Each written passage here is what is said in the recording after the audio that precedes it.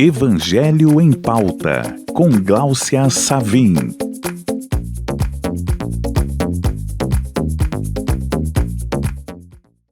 Olá, amigos do Mundo Maior.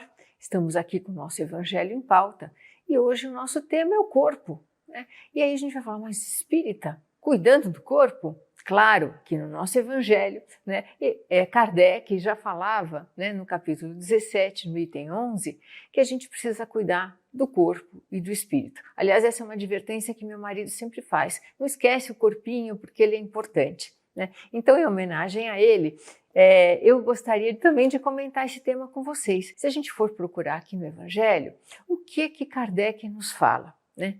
Que o corpo, ele é tão importante quanto o espírito, porque é o veículo de manifestação do nosso espírito. Sem o nosso corpo equilibrado, o nosso espírito também padece. Porque a gente sabe, não existe só o corpo ou só o espírito. A gente tem aqui uma unidade que tem que estar em equilíbrio. E Joana, um livro maravilhoso em que ela fala do homem integral, ela fala exatamente na necessidade da gente equilibrar as necessidades do corpo com as necessidades do espírito. Quando a gente fala as necessidades do corpo, a gente não está falando nos exageros, né, da vida material. A gente está falando naquilo que é equilibrador, né? Não adianta a gente sobrecarregar o nosso corpo, né, com alguma coisa que nos dá muito prazer para depois a gente ter que ir ali malhar na academia. Aliás, malhar na academia, segundo Joana, é uma coisa excelente porque produz endorfina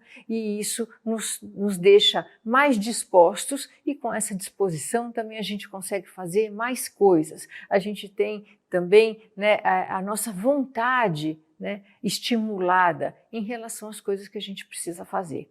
E a gente não pode esquecer também que a gente tem os nossos compromissos materiais com as pessoas que estão na nossa família, na nossa vida, no nosso caminho, né? E são responsabilidades que são materiais, mas que estão ligadas aos nossos compromissos espirituais. Então, tudo se conversa. Claro que Kardec não mandou a gente malhar na academia, porque nessa época ninguém falava, né, na necessidade de manutenção da saúde por meios preventivos, né? A gente tinha uma visão de saúde que era mais ou menos correr atrás daquilo que a gente já tinha perdido, daquela coisa de procurar o médico só quando estava doente. Mas hoje a gente sabe que existe prevenção para as coisas. Então, se a gente tiver uma vida equilibrada, se a gente buscar, né, fazer sim exercício físico, porque isso faz parte do nosso equilíbrio espiritual.